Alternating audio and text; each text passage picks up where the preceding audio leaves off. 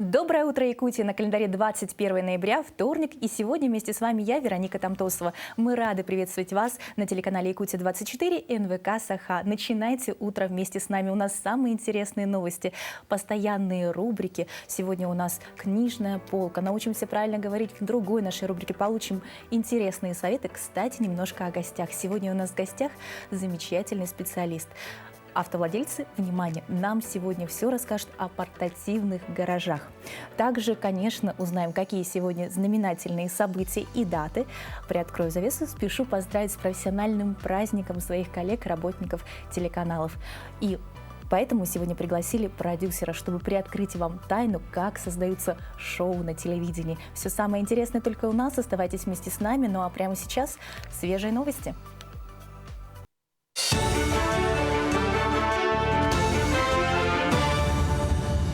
Коллеги, доброе утро. Доброе утро, Якутия. Сейчас блок новостей. Количество регионов, которые вводят запрет на работу мигрантов в определенной сфере на своей территории, приближается к десятку. Местные власти стали активнее регулировать привлечение мигрантов на работу. В основном ограничения распространяются на общепит, торговлю алкоголем и общественный транспорт. Недавно запрет на работу иностранцев в ряде сфер деятельности ввели власти Тульской области. В Челябинской области также будут действовать ограничения. Их ввели в первый раз в 2014 году и с тех пор ежегодно продлевают. Опыт запретов на работу мигрантов есть также в Калининградской, Калужской, Тюменской, Новосибирской областях, Югре и Якутии. В Госдуме подготовят законопроект о запрете деятельности гадалок и магов. Необходимость в законе возникла из-за того, что подобные лица вводят в заблуждение все большее количество россиян. Как следствие, страдает материальное положение людей, а порой и их моральное состояние. Об этом сказал зампред комитета Госдумы по промышленности и торговле Александр Спиридонов. По его словам, важен именно запрет подобной деятельности, а не ее регулирование и контроль. Последний вариант будет означать признание работы магов, а это может привести лишь к увеличению числа мошенников, чего нельзя допустить. Пункты весового контроля выставят на региональных ледовых автозимниках через реку Лену. Так, посты организуют на двух берегах реки в Мегино-Кангаласском районе и на территории Якутска. Также на участке ледового автозимника Кангаласы-Барагонцы на левом берегу реки. Отмечается, что по примерному графику ледовую переправу в направлении Хатасы-Нижнебестях планируют открыть 11 декабря. Кангаласы-Барагонцы 25 декабря. После 10 лет ожидания дольщики в Якутске получили ключи от квартир. Премьер Кирилл Бычков торжественно вручил ключи от квартир в микрорайоне Ильинка. В квартале Звездный ввели в эксплуатацию 40-квартирный дом. В 2013 году более 30 человек вступили в долевое строительство с компанией Черов и Ко. Однако вскоре застройщик был признан банкротом. Проблемный дом включили в программу Фонда развития территории и передали на достройку Республиканскому фонду защиты прав дольщиков. Фонд начал работу в 2019 году. Он смог помочь восстановить права более 500 обманутых дольщиков. Всего в программу фонда вошли 10 проблемных объектов. На сегодняшний день у нас остался один проблемный объект. Это по улице Автодорожная, бывший застройщик «Монолит Строй». Его завершает тоже Республиканский фонд защиты прав дольщиков. Плановый срок ввода – декабрь этого года. И тогда, после ввода этого дома, ни одного обманутого дольщика у нас в республике не останется. И поручение президента будет выполнено. В России хотят оцифровать билеты и зачетки студентов вузов, а также учащихся ординатуры. Эта работа началась накануне, следует из проекта постановления Кабмина. Ожидается, что в течение 30 дней с момента вступления документов в силу Миноборнауки должно утвердить перечень вузов и научных организаций, куда студенты и ординаторы смогут проходить по QR-коду. Далее в течение 50 дней вузы соберут у студентов необходимую информацию для оформления электронных студенческих билетов. На их основании в том числе будут выдавать билеты на проезд в городском транспорте, электричках, поездах и самолетах, а также льготные билеты для посещения культурных мероприятий. В Якутске идет активная подготовка к 8-м международным играм «Дети Азии». Для проведения игр планируют подготовить 16 объектов спорта. На данный момент в 14 из них ведется капитальный ремонт, в том числе и в спортивном комплексе «Дахсун». На данный момент завершен косметический ремонт на 95%. Покрашены и заменены стены манежа. В последующем уберут посадочные места по бокам футбольного манежа. Сейчас идет ремонт первого этажа. Отметим, что на играх «Дети Азии» спорткомплекс «Дахсун» примет 3 вида спорта: бокс, художественную гимнастику и скалолазание. Установку скалодрома планируют в феврале и в мае следующего года. Во время реконструкции, конечно, рабочие моменты были. После объявления санкций были. Когда как мы в начале лета объявились, уже цены повысились, поэтому некоторые подрядчики отказались. Поэтому пришлось переделать смету расходов, локальную смету, и объявились вот осенью. Планируем с января. Уже после праздников, уже планируем манеж открыть. Якутия славится своим уникальным климатом. Перепад между летним и зимним сезоном составляет 60 градусов. Ну а наши морозы – это что-то сказочное. Сюда спешат с разных концов, чтобы посмотреть, какая у нас прекрасная зима. Но это не все сложности. Бывает, что нашим автовладельцам приходится думать, как же перезимовать своему любимому коню. А вот в ФСФО есть даже экспериментальная площадка, где изучают влияние холода на те или иные процессы. Все мы знаем и видим, что в последние 10 лет владельцы автомашин начали потихоньку отказываться от постоянных гаражей каменных, их просто начали заменять на такие так называемые портативные гаражи. Это, во-первых, экономично, а во-вторых, можно его передвигать с места на место. Приехал, накрыл машину, и вроде машина в гараже. Экономно, удобно, очень оперативно. Сегодня мы поговорим более подробно с нашим гостем Евсеем Анисимовым. Здравствуйте. Здравствуйте. Это старший преподаватель автодорожного факультета. Спасибо большое, что пришли к нам с утра. Расскажите, пожалуйста, вот почему вы занимаетесь портативными гаражами, почему это так важно, так нужно, и все, что только должен знать автовладелец. Ну, вообще эксплуатация автомобилей в условиях наших низких температур – это вообще проблематично, да, как вы знаете, потому что каждый автомобилист желает эксплуатировать свой железный конь круглый год.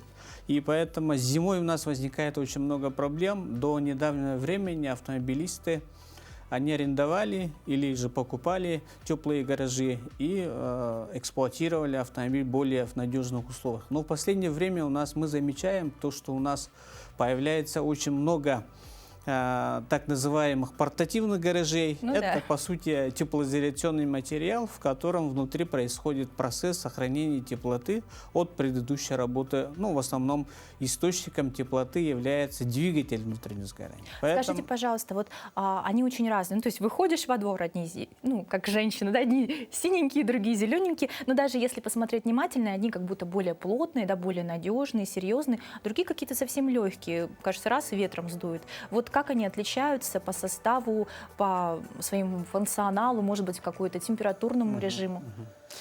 Здесь надо говорить о том, что у нас на рынке продажи очень много производителей. Есть местные производители, есть приезжие производители, и по сути у них принцип один и тот же. Да? То есть они используют несколько многослойный материал, и каждый материал, он имеет свою теплопроводность. И наши исследования экспериментальные показали то, что у нас те материалы, которые используют, они достаточно хорошо. У них теплопроводность достаточно хорошая, что отвечает нашим требованиям. Но проблемой является то, что в процессе эксплуатации образуется влага, то есть накапливается влага, и его теплопроводность, способность изолировать, то есть сохранять теплоту, она теряется, и, грубо говоря, оно становится бесполезной, очень проблемной такой штукой, что негативно... То есть это вот как раз связано с тем, что они покрываются как бы инеем, и становятся очень тяжелыми. Очень тяжелыми. Как этого избежать, что нужно делать, как правильно эксплуатировать? Мне как автомобилисту очень интересно. Ну, во-первых, да, здесь необходимо понимать, то есть альтернатива. То есть человек выбирает арендовать гараж, за 30 тысяч максимум за месяц, или же купить за 30 тысяч рублей и, пожалуйста, да, то есть компактность, его мобильность и так далее, она легкость. Но здесь возникает вопрос. То есть правильно ли же люди используют? Некоторые люди что делают? Они в собранном виде устанавливают в свой багажник. И это из перепад температур, соответственно, там возникает, опять же, образование влаги, грязи и так далее, и оно становится неудобным. Поэтому необходимо что сделать? Необходимо смонтировать на крышах автомобилей, и что в последнее время так и делают. Например, на рейлингах ставят, но и опять-таки оно в эксплуатации имеет определенные проблемы, и мы тоже с этим вопросом занимались и разработали даже два технологии установки, которые на них получили патенты. Ой, как интересно. А что это за технология? Можно нам уже рассказать? Она называется багаж-гараж. Так. И, соответственно, это багажное устройство, которое устанавливается на крыше автомобиля. И Подождите, это уже, то есть, комплексное устройство, не отдельно какой-то багажник, да? Да, да, да. А это уже все вместе. Да, можно... закрытая по типу автобокса, и, соответственно, то есть в идеале она должна какая быть? То есть нажал кнопку, оно открывается, и этот портативный гараж опускается, и все прекрасно, да, а потом в обратном положении, когда собираешь, опять же нажимаешь кнопку, она собирается и потом закрывается. Но, к сожалению, мы дошли до полуавтоматизированного уровня. То есть нажал кнопку, и вот эта верхняя часть, она поднимается. И оно достаточно удобно. Скажите, пожалуйста, когда мы увидим у нас в городе все эти гаражи, то есть когда можно будет увидеть прямо на наших автомашинах такую замечательную разработку? Но видите, значит, здесь организация местного производства всегда она очень затратная, да, и мы ищем определенных партнеров, кто изъявит желание, допустим, работать с нами, мы приглашаем, да, допустим, чтобы вместе разработать такие технологические проекты. Ну, есть, очень на самом интересно. деле, но это мы самую наболевшую тему взяли. Да. Я знаю, что у вас много и других разработок. Да. Расскажите, пожалуйста, так интересно. Наверняка, если есть такие экспериментальные модели, вы уже, не знаю, электромобили изобрели. Не, ну, опять-таки, относительно зимней эксплуатации у нас на территории нашего факультета имеется специализированная парковка на розетках, да, и как раз-таки эта парковка, действительно, она тоже может функционировать в комплекте с портативным гаражом. То есть необходимо просто устанавливать предпусковые подогреватели автомобиля, двигатель автомобиля, соответственно, там тогда уже не будет головной боли, то есть каждый раз на автозапуск подключаешь и так далее, но бывают такие случаи, когда автозапуск просто-напросто не срабатывает. А если ты установил, или же, ну, грубо говоря, на парковке стоит железный конь на привязи. Соответственно, все оно технологичное, все оно надежно, оно работает. Но единственное, здесь необходимо организовывать на парковках организации, да, на парковках возле многоквартирных домов. Но это уже вторая задача для того, чтобы создать инфраструктуру. И в последнее время у нас, кстати, появляются электромобили. То есть возникает вопрос, а как, где заряжать этот автомобиль, который чисто работает на электрической тяге? У нас, к сожалению, нет инфраструктуры, и как раз-таки наш проект, который мы тоже достаточно давно его сделали, экспериментировали, и здесь, конечно, надо понимать то, что... Ну, очень много всего интересного очень много у вас. разработок на самом деле. Скажите, пожалуйста, познакомиться с ними можно где-то на сайте у вас почитать, приехать к вам посмотреть? Ну, можно набрать само название «Багаж-гараж» или же пилотный проект «Электроавтопарковка». Но здесь я хотел бы еще отметить обратную сторону медали. А в чем она заключается?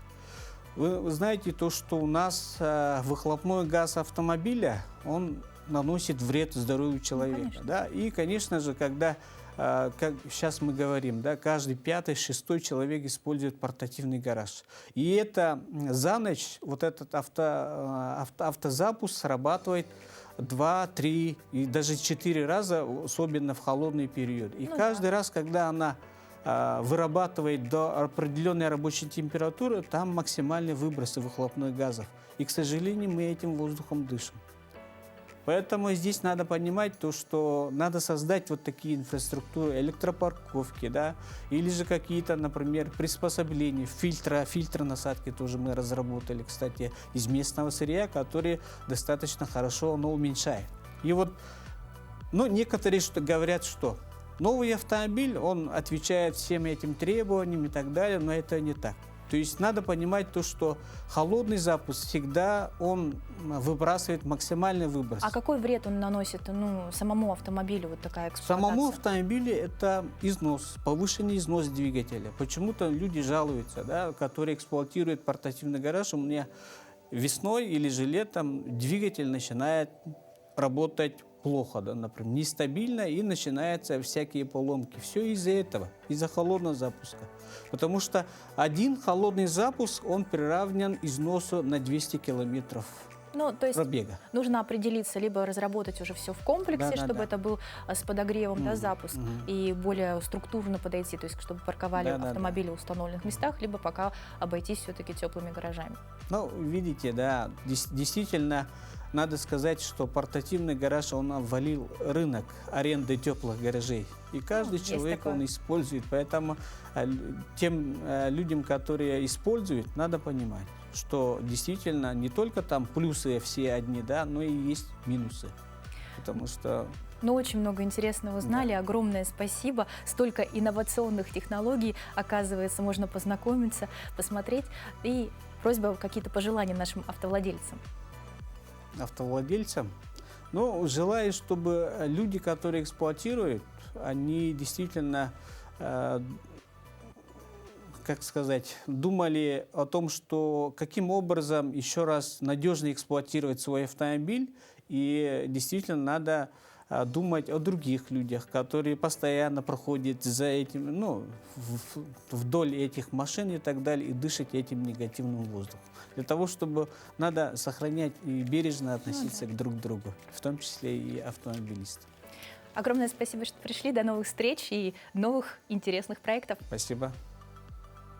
Ну а мы продолжаем дальше. Итак, ценные вещи. Никто не застрахован от потери. Да, кто-то потерял карту, кто-то телефон, кто-то даже паспорт. И такое бывает. Но бывает другое. Нашли. А куда девать, куда бежать, и чтобы вернуть именно владельцу. То есть не мошенникам, которые, к сожалению, тоже встречаются, а именно законным владельцу. Как это сделать правильно, возвращать вещи, узнаем из следующего сюжета.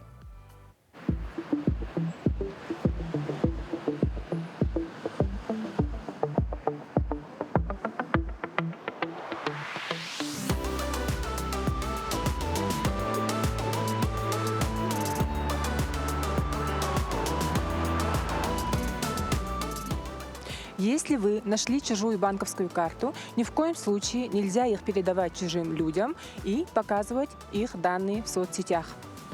Банковская карта является собственностью банка, поэтому при ее находке лучшим решением будет блокировка карты путем обращения в тот банк, который выпустил ее. Если вы нашли, например, на улице, да, в магазине, в транспорте или где-либо еще чужую банковскую карту, то не стоит пытаться найти владельца карты самостоятельно. Тем более не стоит рассылать ее фотографию с реквизитами в социальные сети, мессенджеры, потому что данными реквизитами могут воспользоваться мошенники, чтобы похитить средства владельца потерянной карты. Во всех случаях, связанных с платежными банковскими картами, следует обращаться в банк, который выпустил данную карту. Это можно сделать либо по звонку по телефону или лично. Может появиться соблазн платить находкой покупку в ближайшем магазине. Однако нужно помнить, что, как и кража наличных денег, использование онлайн-оплат является преступлением и карается по закону. Люди находят банковские карты и используют их при покупке, оплате товаров, продуктов, спиртных напитков и таким образом совершают преступление, предусмотренное пунктом Г части 3 статьи 158 Уголовного кодекса Российской Федерации, что является у нас в России это тяжким преступлением. Сотовый телефон в наше время хранит всю ценную информацию о человеке. Кстати, многие используют ее и как платежное устройство. Так что, если вы нашли его, постарайтесь как можно быстрее вернуть владельцу. А если это невозможно, то отдайте его в ближайший отдел полиции. Также относится к сотовым телефонам. При обнаружении сотового телефона необходимо принять меры по возвращению данного телефона гражданам, то есть не выключать его, не выбрасывать сим-карту, Если на телефоне отсутствует блокировка, постараться позвонить по контактам, которые вот сохранены. Либо же при обнаружении сотовый телефон можно принести в ближайший отдел полиции. Там уже сотрудники полиции примут меры по возвращению данного сотового телефона гражданину. В случае, если при обнаружении сотового телефона гражданин вытащит сим-карту, сдаст ее в ломбард сотовый телефон, либо же присвоит данный сотовый телефон себе, отформатировав его, в данном случае будет усматриваться состав преступления, предусмотрено пунктом В части 2 статьи 158 Уголовного кодекса Российской Федерации, то есть кража, тайное хищение чужого имущества, совершенное причинением значительного ущерба гражданину. Что является у нас средней тяжести преступления. Всегда есть соблазн использовать халяву, и кажется, что никто об этом не узнает. Но на деле, не зная последствий, можно попасть в серьезные проблемы. Так что всегда лучше поступать по совести и закону. Аэлита Стручкова, Семен Семенов, Якутск.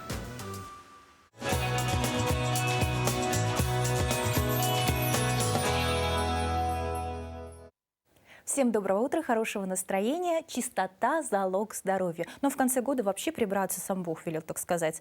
Но самое главное, что так как мы живем в современном мире, у нас чистота подразумевает под собой и чистоту наших гаджетов, то есть телефоны, планшеты, компьютеры. 55% россиян подтвердили, что по результатам опроса они удаляют ненужные файлы и чистят свои, конечно, гаджеты. Как показали результаты опроса, 41% пользователей чистят свои гаджеты самостоятельно, не реже одного раза в неделю, а 45% чистят благодаря новым современным программам, которые удаляют ненужные файлы. В общем, следят за порядком. Многие отметили, что 73% это очень много, что ментальное здоровье улучшается, как только почистили гаджеты. Вот так вот большинство опрошенных отметили, что после удаления нужных файлов у них не только улучшается здоровье, но даже настроение. Так что держите свои гаджеты в порядке. Любите ли вы раннее утро так, как люблю его я? Нет, серьезно, просыпаться рано можно с удовольствием. Хорошо, можете не отвечать, это была минутка юмора. Хотя у меня нет никакого фанатичного предупреждения против раннего утреннего подъема. Считаю, что во сколько бы человек ни встал, главное начать день вместе с нами, а точнее в хорошем настроении и в отличной компании. Принято считать, что жаворонками по большей части являются экстраверты, а совами – интроверты. Интересная вещь – психология. Углубившись в нее, можно узнать о себе и характер, и много-много интересного об окружающих. И в очередном выпуске «Книжная полка» как раз речь пойдет об этом. В этой книге практикующий психотерапевт и ведущий эксперт по интроверсии Марти Лейни, объединив свой богатый опыт и результаты научных исследований, разубеждает интровертов в том, что с ними что-то не так, и помогает понять и оценить свои сильные стороны. Аналитические навыки, креативность и способность к высокой концентрации. Речь идет о книге, которая носит название «Преимущества интровертов», автор Марти Лейни. Книга разделена на главы, и для удобства можно начинать читать с любой главы, при этом книга не потеряет свой смысл. Большой плюс в том, что автор Марти Лейни нашла творческий подход к книге. В каждой главе приведены примеры, выдержки и рекомендации по решению многих проблем, где можно найти исчерпывающие ответы на многие вопросы для обоих темпераментов, как для экстравертов, так и для интровертов. Также даны рекомендации и советы о воспитании детей. К примеру, если вы экстравертный родитель интровертного ребенка, как решить проблему общения, как преуспеть на работе. То есть каждая глава – это монетка в копилку знаний. Автор также описывает физиологические различия между внутренниками и внешниками, сильные и слабые стороны обоих темпераментов. Книга будет интересна всем тем, кто увлекается психологией. Экстравертам, разумеется, эта книга будет не столь интересна, разве что если в окружении, в компании имеется человек, интроверт, которого они не понимают, но желают в нем разобраться и понять его природу. Приятного и полезного чтения. Очень интересно, прям появилось желание почитать что-нибудь новенькое. Неразрывной рубрикой «Книжной полки» является наша постоянная рубрика «Говорим правильно». Ведь читать книги мы С удовольствием узнаем не только много интересного в сюжете, но и учимся правильно строить предложения. А в рубрике «Говорим правильно» мы объясняем вам, откуда произошло то или иное слово, а также приоткрываем завесу его истории. Сегодня мы расскажем о слове «ручка». Доброе утро, дорогие телезрители! Мы с вами говорили о том, что многие названия канцелярских принадлежностей были заимствованы из других языков. Однако среди них есть и исконно русские слова. Например, слово «ручка».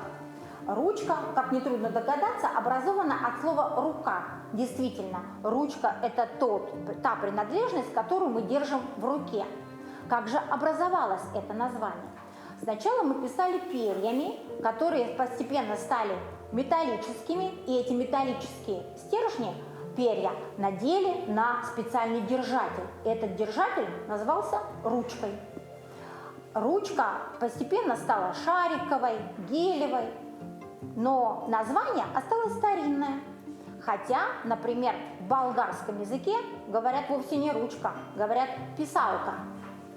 Кроме того, слово «ручка» имеет омоним, то есть слово, которое пишется одинаково, произносится одинаково, но имеет совершенно другое значение. А еще слово «ручка» имеет омоним, то есть слово, которое пишется одинаково, произносится одинаково, но имеет другое значение. Слово «ручка» – это уменьшительное от слова «рука». Например, а с примером мне помогут мои студенты. Разрешите поцеловать вашу ручку? Вот так слово «ручка» обозначает маленькую или женскую руку. Но не все составители толковых словарей согласны с тем, что слово «ручка» имеет значение. Например, в словаре Кузнецова слово «ручка» представлено как многозначное слово. Давайте говорить правильно. Всего доброго! Давайте больше читать и говорить правильно, и узнаем еще много интересного. А прямо сейчас мы много узнаем о том, какие сегодня даты и события. Так, сегодня в России отмечается День военной присяги. Дата праздника выбрана не случайно. В 1721 году в этот день император России Петр I подписал указ о том, что каждый поступающий на службу должен принести клятву верности и преданности государству. Новая памятная дата в отечественном календаре призвана способствовать воспитанию молодых людей в духе патриотизма. А какие еще праздники отмечаются сегодня, узнаем из нашей постоянной рубрики. На календаре 21 ноября. Сегодня отмечают Всемирный день приветствий, Всемирный день телевидения, День работников налоговых органов, День бухгалтера в России. По народному календарю Михайлов день. По погоде на Михайлу судили о предстоящей зиме. Если наблюдали в этот день иней, нужно было ждать больших снегов. А по якутским народным поверьям в этот день кончик рога у быка холода заостряется, морозы усиливаются.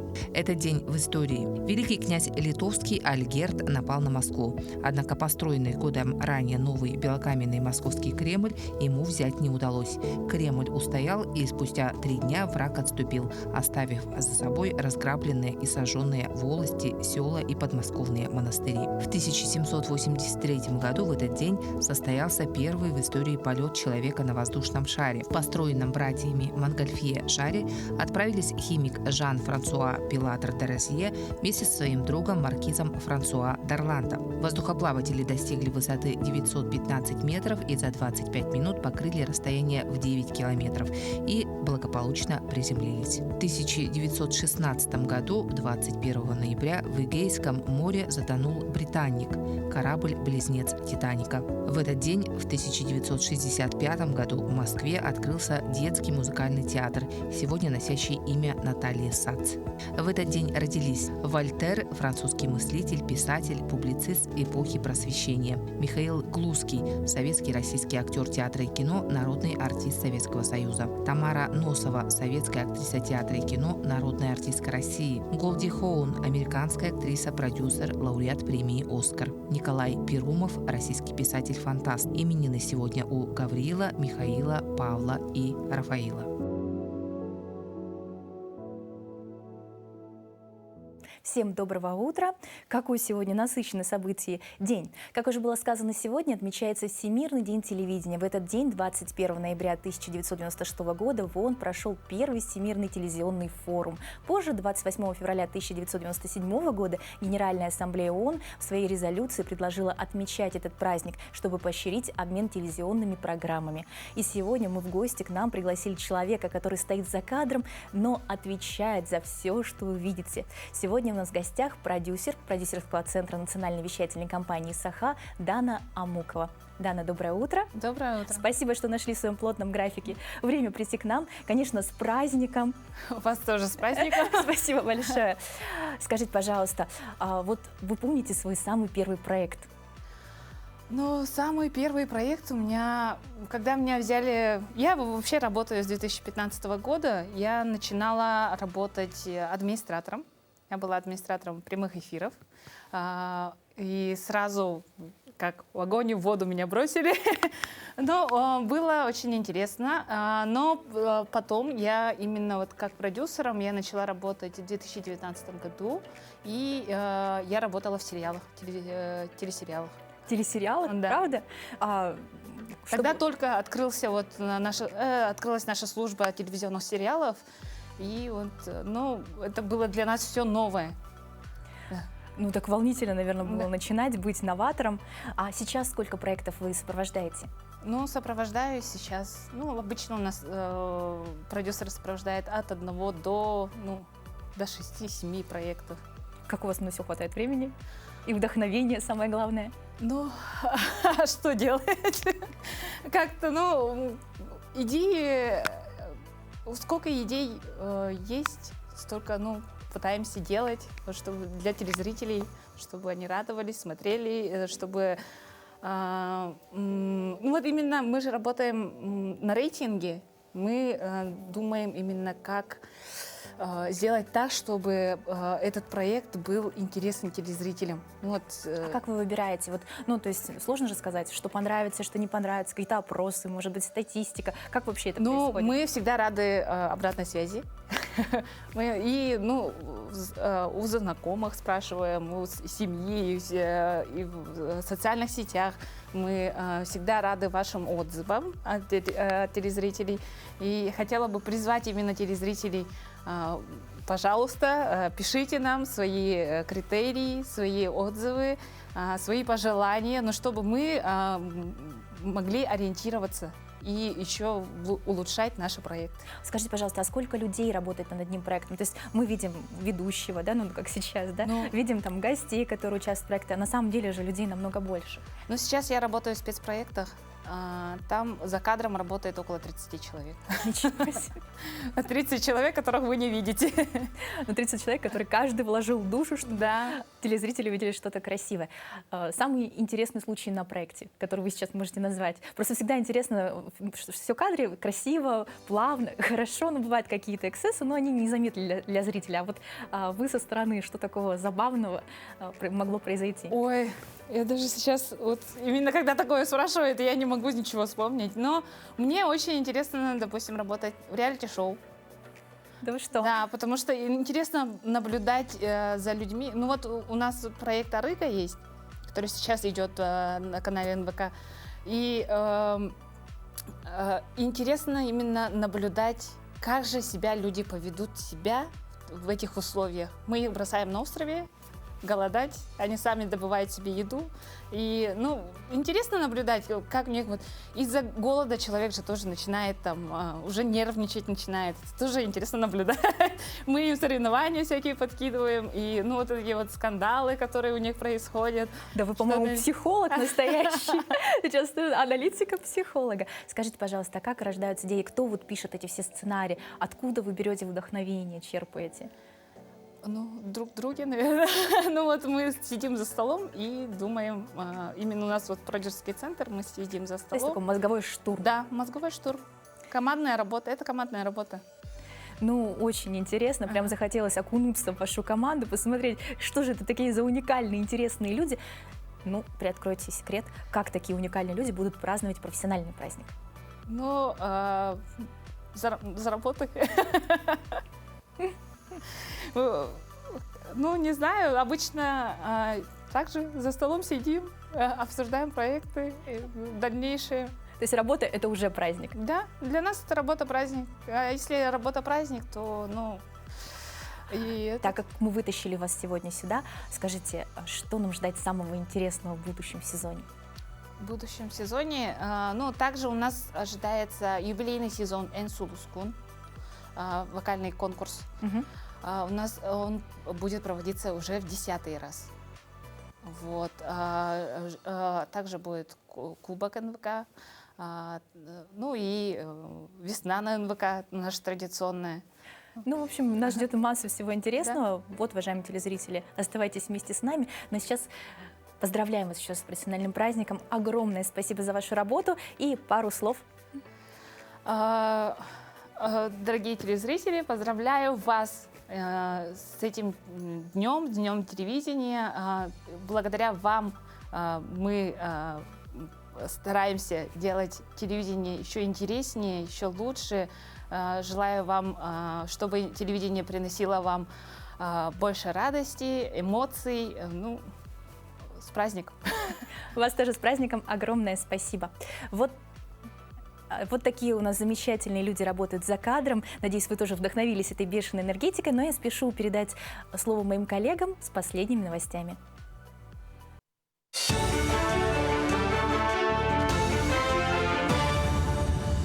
Якутия, доброе утро. Далее предлагаем блок новостей.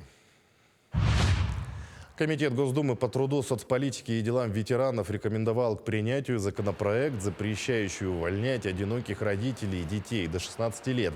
Сейчас работодатели не могут по своей инициативе расторгнуть трудовой договор с женщиной, у которой есть дети до 3 лет, а также с одинокой матерью, которая воспитывает ребенка до 14 лет, или в случае, если у него есть инвалидность, до 18 лет. Под действие закона также попадают лица, которые заботятся об этих категориях детей без матери. Трудовой договор с такими сотрудниками может быть расторгнут в исключительных случаях из-за ликвидации организации, а также неисполнения обязанностей, прогулов, подлога документов и других грубых нарушений со стороны работника. В Якутске построят новое здание первой школы. Управление госэкспертизы одобрило проектную документацию и результаты инженерных изысканий для строительства новой школы номер 1. Финансировать строительство будут из федерального и республиканского бюджетов по госпрограмме развития образования Якутии. Старое двухэтажное здание школы было снесено из-за сильного износа, а на его месте построят новую 4-этажную школу. При этом сохранят стилистику старого здания. Школа рассчитана на 253 учащихся в смену, наполняемость классов 23 человека. При этом в каждом учебном помещении предусмотрено по одному месту для маломобильных детей. В Якутске к завершению подходит реконструкция проспекта Ленина. На данный момент идет установка 3 теплых остановок. Пока что готов только каркас. Ввести их в эксплуатацию планируют к концу текущего месяца. Возможно, задержка до первых чисел декабря. Все дорожные работы, озеленение, установка дорожных знаков и малых архитектурных форм завершены. В основном остальные все работы практически завершены. У нас осталось не убрано несколько столбов, но это тоже пока не уйдут провайдеры сотовой связи с проспекта, мы просто не можем убрать их линии. Они уйдут либо на соседние улицы, либо уйдут подземные коммуникации, которые мы уже проложили, они смонтированы, сделаны. Ну, тут как-то так или иначе вопрос решится в течение 2-3 недель. В остальном проспект готов. О всероссийском конкурсе «Навигаторы детства 3.0» федерального проекта «Патриотическое воспитание граждан России» рассказали на пресс-конференции. Так, в 600 школах и 40 средних профессиональных учебных заведениях введена должность советника директора по воспитанию и взаимодействию с детскими общественными объединениями. Главная цель советников – это совершенствование и систематизация работы в сфере воспитания. В 15 районах ведут такую работу, а в следующем году организаторы планируют посетить северные районы, ознакомят с планом работы и подготовят новых советников. Мы взаимодействуем с нашими ребятами, проводим различные мероприятия, дни единых действий и разговоры о важном. Вот. Ну, конечно же, хочется сказать про разговоры о важном. Это такие уроки, которые не только детей, но и родителей вообще обучаем о том, что различные даты исторические, которые имеют значимость в нашей стране. В начале, когда разговоры о важном были включены в программу, многие думали, что это будут только разговоры о специальной военной операции. Новогодний стол в этом году обойдется на 9% дороже, чем в прошлом, посчитали в ассоциации Rusпродсоюз. Больше всего подорожали мандарины, курица и яйца. На семью из 4 человек праздничные угощения обойдутся примерно в 5500 рублей, тогда как год назад можно было уложиться в сумму меньше 5000 рублей. Обычно стандартный набор продуктов на новогодний стол включает в себя салаты оливье, селедка под шубой, горячее блюдо, часто курица и бутерброды с красной икрой. Также многие делают сырные и колбасные нарезки. Кроме того, многие семьи с детьми приобретают к новогоднему столу торты, конфеты, а также соки. И о погоде. В Ленском, Алекминском, Хангаласском, Алданском, Нерюнгринском и Кобяйском районах сохранится снежная и ветреная погода. Ожидается усиление ветра до 20 метров в секунду. Местами будут метели, предупредили синоптики. В целом осадки сегодня прогнозируют на большей части республики. При этом местами в Усть-Майском районе ожидается сильный снегопад. Днем в центральных районах температура воздуха составит от минус 14 до минус 19 градусов.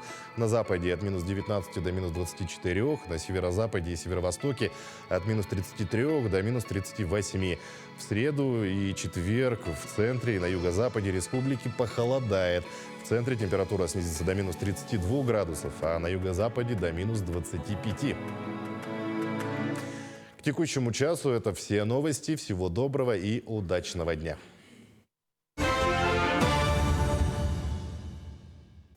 Всем еще раз доброго утра, хорошего настроения, ну и, конечно, волшебного настроения. Совсем скоро Новый год. И мы, как всегда, вам рассказываем про предновогодние новости, чтобы с утра придать вашему настроению чуточку сказки. Так поезд Деда Мороза отправился из Великого Устюга по России в эту прошедшую субботу. Он проедет свыше 32 тысяч километров и остановится более чем в 80 городах. Более подробно в следующем сюжете. Дед Мороз отправился в очередное большое путешествие на своем большом поезде. Оно продлится 64 дня. Уточняется, что первыми встретят Деда Мороза Лабытнанги, Воркуте, Усинске, Печоре, Сосногорске, Ухте, Сыктывкаре и в других городах России. Наш проект «Новогодний поезд Деда Мороза» в этом году состоит из 20 вагонов. Фишка этого поезда в том, что у нас построен новый вагон, кукольный театр. До мелочей все воссоздано в этом вагоне, как в настоящем театре. Даже он начинается с вешалки, как настоящий театр. Будет в этом вагоне замечательное представление кукольное, настоящие артисты. Поезд Деда Мороза – это совместный проект РЖД и правительства Вологодской области. Поэтому первыми с волшебным поездом познакомились жители этого региона страны. В этом году это самый мощный паровоз из всех паровозов, которые вообще выпускались когда-либо в Советском Союзе, в Российской Федерации. Это сделано не случайно, потому что увеличилось количество вагонов. Ну и самое главное, то, что попадая в атмосферу этого праздника, попадая в атмосферу поезда Деда Мороза, ребенок, ну и взрослый, в этот момент все становятся детьми. Они прикасаются к этой истории, к истории сказочного волшебства, которое творит Дед Мороз.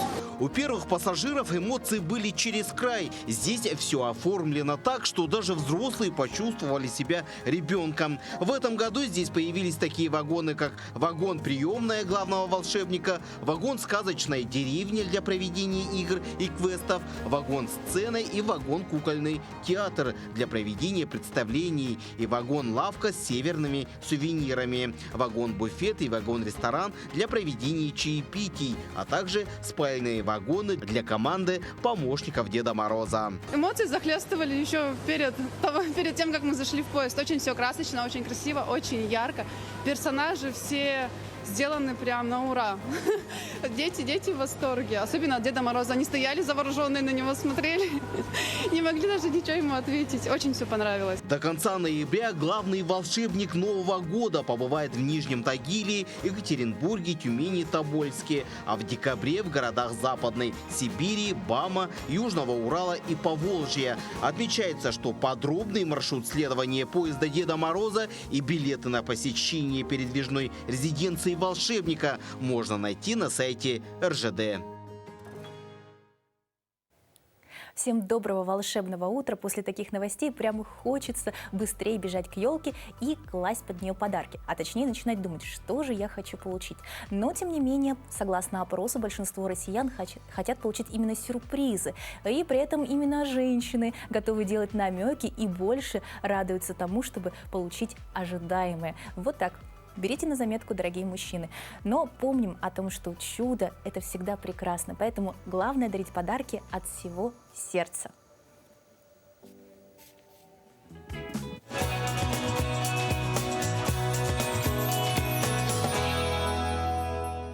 Между тем, у нас очень много новостей. В Алекминском районе провели конкурс профмастерства среди учителей общеобразовательных учреждений. Конкурс призван выявлять талантливую молодежь и творческих учителей. Далее в материале наших коллег. В этом году конкурс молодых специалистов получился девичьим. Все 6 участников – молодые девушки. Первый раз в Алекминском районе конкурс прошел в 2013 году. Галина Пенькова, сегодня руководитель отдела молодежи, семьи и спорта Алекминского района, была его участницей. Ежегодно он был у нас, проходил в очном формате. Форматы мы меняли. И вот в этом году в рамках подведения итогов в сфере молодежной политики и благодаря субсидии «Молодежь Якутии» мы снова проводим этот конкурс, чему я, конечно, очень рада. Конкурс дает возможность увидеть потенциал молодежи не первый раз. Именно отсюда выходят в дальнейшем как минимум активные и яркие лидеры.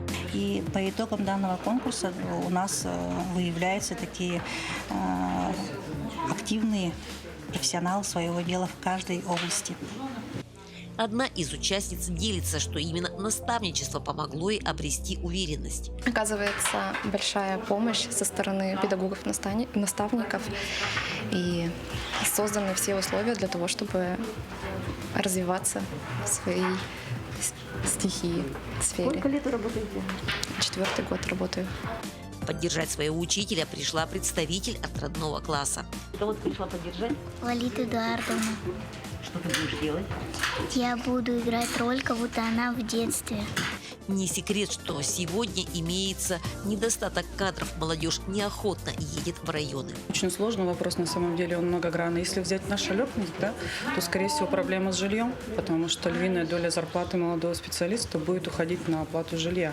Как правило, они же отдельно живут, и возможности самостоятельно оплачивать, не у всех есть, потому что зарплата начинающего специалиста в любой сфере, не только в педагогике, она не всегда большая или даже средняя, потому что от категории зависит, от стажа работы, и таким образом небольшой заработок не позволяет самостоятельно взять, арендовать, например, жилье. Да? Между тем, участницы с интересом общаются с федеральным экспертом по профессиональной деятельности. Общие точки интересов и возможность узнать больше всегда в плюс. Елена Фаст, Максим Копылов, Алекминск. Очень приятно слушать такие новости о наших молодых специалистах. А вот в соседнем районе, в Алданском, для старшеклассников школ города начали проводить профориентационные курсы, чтобы познакомить будущих абитуриентов с различными профессиями. И в этот раз они начали с похода не куда-нибудь, а в детские сады. Учащиеся Алданского лицея отправились не на экскурсию и не на урок. Десятиклассники прибыли в детский сад «Крепыш». В старшей и подготовительной группах школьникам предстоит провести занятия в рамках профориентационного проекта. 10 класс лицея является педагогическим. Ребята знакомятся со спецификой профессии учителя, а первые навыки им помогают приобрести дошколята. «Крепыш» стал экспериментальной площадкой района. Да, я понимаю, что, может быть, не все станут воспитателями детского сада, но у нас есть девочка, желающая быть логопедом, кто там еще психологом. И, может быть, они выберут направление как раз вот детского сада. А вообще для жизни, вот мы уже сами разобрались с ребятами, что это им для жизни. Все равно будущие мамы, будущие папы. Поэтому навык вот такой работы с детьми, может быть, какие-то навыки получат. Сегодня на занятии дошколята вместе со старшими товарищами изготавливают открытки. Первым адресатом станет Дедушка Мороз. Поздравление он получит как раз ко дню своего рождения, который отмечается 18 ноября. А часть посланий будет отправлена военнослужащим. Творческий процесс идет слаженно. Идей, креатива и фантазии у малышей и их юных наставников масса. Все очень хорошо, дети все очень радостные, счастливые, что мы пришли, что у нас вот проходит сейчас творческая, так скажем, мастерская. Мы готовим подарки, открытки Деду Морозу. И, конечно, переживания внутри есть. Реализация профориентационного проекта включает 3 направления. Практикующие педагоги поделятся со старшеклассниками знаниями, навыками и опытом. В свою очередь, в работе с детьми школьники будут активно использовать информационные технологии.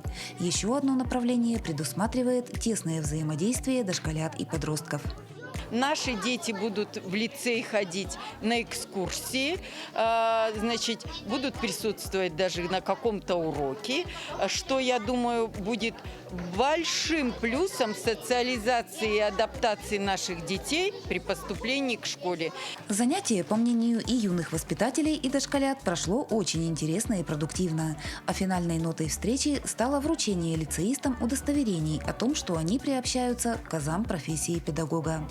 Профориентационный проект рассчитан на 2 года, и дошколятам и школьникам предстоит реализовать множество планов и задач. Татьяна Вахнина, Сергей Шипачев, Александр Лукин, Алдан. Всем еще раз доброго утра, хорошего настроения. Вот такая профориентация замечательная прошла. Мы уверены, что это даст в будущем свои результаты.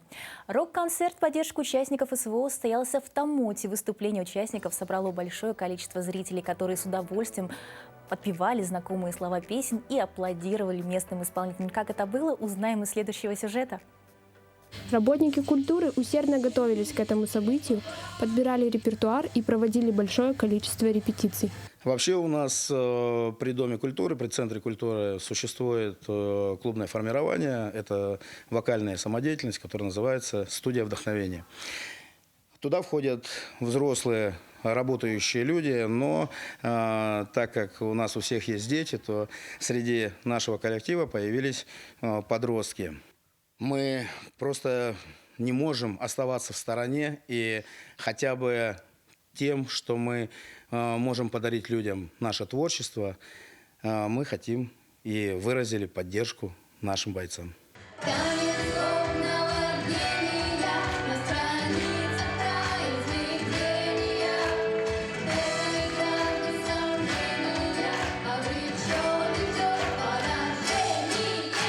Жители города понимают важность рок-концерта, поэтому с удовольствием посетили его. Зал заполнили люди разного возраста, от 14 и до 60 лет. Любители рока с радостью подпевали и не жалели аплодисментов. Выходишь на сцену, волнуешься, ноги трясутся, руки трясутся, слова забываешь, вспоминаешь их на ходу. Это было очень интересно. Все зрители концерта получили потрясающие эмоции, зарядились невероятной энергией. Знаете, безумно нравятся, вообще все песни, они, кстати, исполнили. Идеальная подборка была. Ну, самая такая, которая вот трогает, «Беспечный ангел». Это просто вот шик. Очень-очень-очень круто, очень хорошо. Ребята молодцы.